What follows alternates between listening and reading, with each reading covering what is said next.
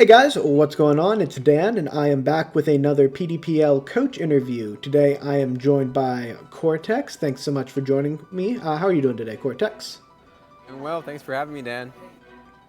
Yeah, absolutely. So, we're going to get into it a little bit, but why don't you tell me a little bit about your background? I know that you're an accomplished draft player, and you probably did something else semi-related to Pokemon, like with Canada or whatever, but I'm sure you can tell me a little bit more about all of that. Sure. Yeah. I originally started playing Pokemon in Smog on doubles, and then I've kind of been wanting to get into VGC for a number of years. So this season I finally got into it, and yeah, in Vancouver I actually placed um, third place with Kyurem White and Calyrex Shadow. So that was a lot of fun there. I used I used an updated team of the team that I used for Indianapolis Regional. So that was a lot of fun. And I went to a couple other regionals this year too. What is it? Dallas. Sorry, yeah, Dallas Regional 2020 a couple years back in the 2020 season, and Collinsville, and got a couple top cuts there too.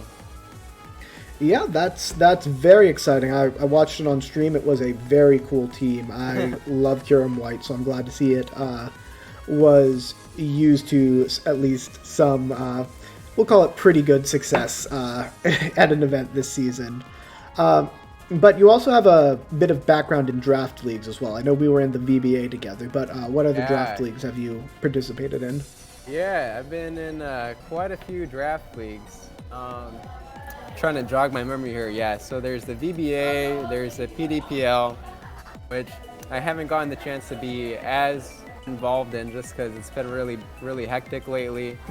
Before that, um, just a couple other smaller draft leagues. There's one that a few other VGC people are in that I'm a part of, um, and then I've definitely played in some more team-based leagues too. So I've played in NPA, if you know VGC, and there was the Evergrande League, which Ryan, my friend Ryan Hebert, he was the commissioner for that one. So that one was a lot of fun. So yeah, I definitely have done a few draft leagues before. Those are always a lot of fun. It's always interesting coming up with unique teams every week. And you were also in the High Roller League one season, right? Yes, there you go. I was in high roller actually every season except for this last season. Only reason I didn't do this last season was just because I wanted to dedicate my time to all the regionals coming up. But up until that, I did. I think in 4 seasons of high roller now. So I've always been geared up and ready to go for there. And I've made it to the playoffs every season. One season I got right up to the finals, and well, the other guy had double horse and a whole bunch of other busted mons with it, so Right. it was an uphill battle because he just had I don't know how he got away with that draft, but somehow he did. So it was a good fight, but yeah, I definitely done high roller too. Awesome, awesome. And speaking of pretty unique drafts, I think you tackled this PDPL draft in a way that was pretty different from a lot of the other coaches, where you spent very heavily on the tier ones and ended up with a pretty top heavy team. Was that going to be your strategy going in, or is that just sort of something like how the board fell for you while you were drafting? At the beginning of the season, Dan, I had a draft strategy, and I actually didn't. I started my drafting the Mons for it, and I realized halfway through that it was going to cost more points than I thought that I had. So I had to make an adjustment, and so what I ended up going was, yeah, basically trying to draft definitely a more top-heavy draft that was similar to a couple of teams that I used in Series 7 to some good success. I figured if I could get a core of Mons that I was familiar with still enough flexible options, I felt like I could play my way out of matches every week.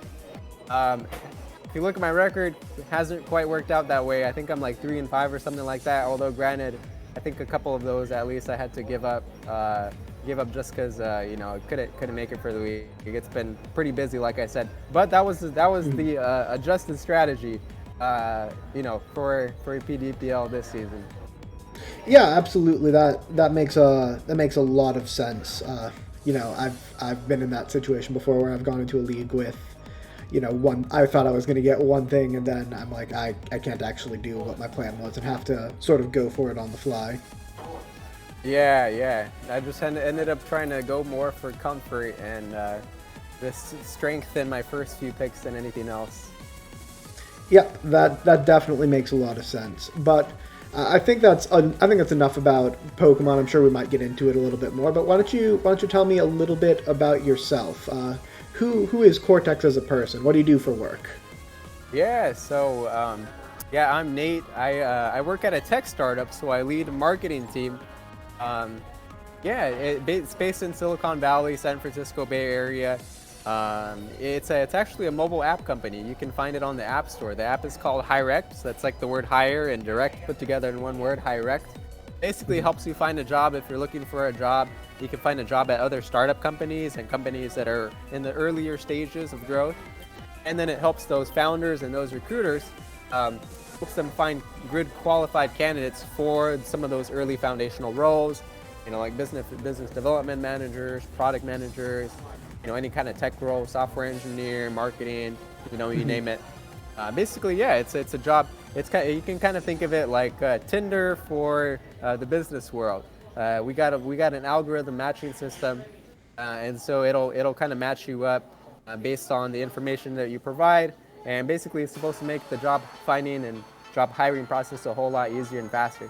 So that's what I've been involved in. I was one of the earlier, kind of founding members of the team. I got in pretty early with the CEO. We've kind of built up the team from there. We've had to make a lot of adjustments since then. But yeah, that's what I do for work. Aside from that, I actually play piano too. Been playing piano ever since I was 5. So kind of on the side, I'll do some gigs here and there. I also do like piano arrangements, so sometimes, I get different requests and people will, pay me something to make an arrangement for them. So that's always fun. Yeah, play guitar as well. Let's see, a little more about me. I'm from Southern California, Orange County. So you know where that is, kind of where Disneyland is, around that area. Let's see. My family's from Guatemala, so that's an interesting fun fact. Where the Mayan pyramids are. That's a really, really nice, very tropical area. If you ever get the chance to go, it's really beautiful. People are great. So yeah, it's a little bit more about me. Awesome. You answered like 6 questions all at the same time there. Let me scramble to catch up a little bit. So, Sure. Hirect, did you know that you wanted to work in this type of tech industry for a while, or is this just sort of something that fell into your lap and you're like, this is an opportunity, I believe in the product, let me just get in at the ground level? Yeah. I'm glad you asked, because this was not my initial plan at all. I actually went into school originally with the idea of being a doctor. I was going to go to medical school and all that. Then I kind of shifted gears because in college, I kind of dabbled a little bit in like online business, trying to make money on the side. E-commerce and drop shipping, if you ever heard of that, basically selling stuff online. And that went kind of well for a little bit. So I was like, I can kind of relate to the business side of things. So I switched majors from biomedical science major to a healthcare management major. And I was like, okay, I can get into the medical world, but I can also, I'll be instead of the one who's seeing patients, I'll just get to work with doctors instead and kind of be the one who kind of dictates the pace in the hospital as like a healthcare administrator. I could see myself doing that, leading the team. So that's what I went for. And then kind of around my last year of college, this opportunity just kind of fell onto me, just through mutual friends, network. This guy reached out to me, one of the founding members of this startup company. They were like, hey, we think we've got this great idea. We've seen you do some marketing work already online. We like it. What do you think about getting on board? But it'd have to be right now. You'd have to go all in. And I was like, man, I'm almost done with school. I don't know. Seems a little bit risky. But I took a look at it, and they offered me some shares in the company, so it sounded all good. And I ended up just going with it. I was like, hey, I'm still pretty young. I don't have too much to lose right now. I wasn't engaged at the time, so yeah, I went all in with that, and it ended up working out really well. A lot of explosive growth. I built out the team. People were loving the product. We got thousands, even over 100,000 users on our app. So worked out really well since then. As far as the future, I'll probably stick it out with with what I'm doing for a bit longer. Who knows? We'll have to see kind of how it goes. I still have my healthcare administration thing that I can fall back on, and maybe pick that up and continue with that, because that should be pretty stable. Maybe get an MBA. But as for right now, this is working out, so I'm sticking with it and writing it out as long as it'll go. The idea is for it to go public. I mean, that'd be great. Hit IPO, right. Hit some of that IPO stock. That's always the dream. We'll see how it goes. Yeah, it sounds like you took a bit of a bet on yourself that thus far has been paying off. So that's always a nice feeling. Yeah. Always a nice feeling. It is. At the time, I had some people, definitely questioning the idea. I remember my family and friends. They were like, you sure you want to do this? Why don't you just stick with school? It's going to be more consistent. It's definitely a lot safer. But after seeing me do it for a while, they're finally on board. So that's always, worked out in the end. Yeah, that's awesome. So I know you said you went to a lot of different places for regionals. These past couple, I want to say this season, but it also extends back to 2020 because COVID. So these past couple of years, have you had a favorite destination city that you've gone to for the regionals? Not necessarily like how well you did at the regionals, but your favorite place that you've been for one of them? Favorite place that I've been, yeah. So I've been to 5 places. Let me think. So there was Dallas. Dallas was the first one. Then it was Collinsville. And it was Salt Lake City. And then Indianapolis. Lastly, Vancouver. I would say it gotta be Vancouver by far, for sure. I mean, beautiful city. A lot of great places around there. A lot to see. I mean, it's really nice. It's definitely like more luxurious, but more expensive, too. There was a lot to do there. Had a lot of fun. Did some touristy stuff. Like I went on this flying over Canada ride, kind of like the flying over California ride at California Adventure Park in Disneyland. Well, that was fun, and they got some gardens there. So I would say hands down Vancouver. That was definitely one regional to go to if you can make it out. Awesome. And have you done much traveling for things outside of Pokemon? Outside of Pokemon, I have done a bit of traveling. Mostly, just vacation with family before and friends. I've been to, my home country, Guatemala, a couple times. Definitely seen the places around there. I've been to Canada now after that. I've been to, the Caribbean islands just on a cruise. And a few places, countries in Europe. There was a little time where I did a Europe tour with some friends. Went around and saw Germany, Austria, Switzerland, France, Italy. I spent maybe about a day or two in each one, so that was a lot of fun. I've done a little bit of traveling aside from VGC.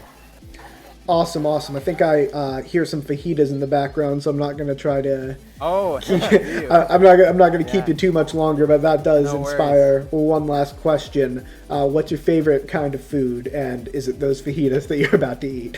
Yes. Favorite kind of food, I would say, probably a tie between Mexican food, which I am about to have. You can hear this, like you said, fajita sizzling, and I actually really like Indian food too. I'm right with you there. Indian food has got to be either that or sushi's up there for me. Gotta love some good spicy Indian food. Nice, yep, I love the spice and the food and the spice and the mons. Yes, absolutely. Well, I don't want to keep you from your dinners, but thank you so much for taking the time to do this interview with me. Do you have any closing questions or thoughts before we wrap it up? Everything. No, I think you covered pretty much everything. Yeah, thanks for the interview, and I hope you guys know a little bit more about me now. And we'll see you around. Yeah, well, thank you so much for joining. If you guys enjoy this type of content, don't forget to like, comment, and subscribe. And feel free to tune in to the PDPL. We'll have a link to the Discord server in the description below. As always, this is Dan, and on behalf of Kortex, I will see you next time. Bye.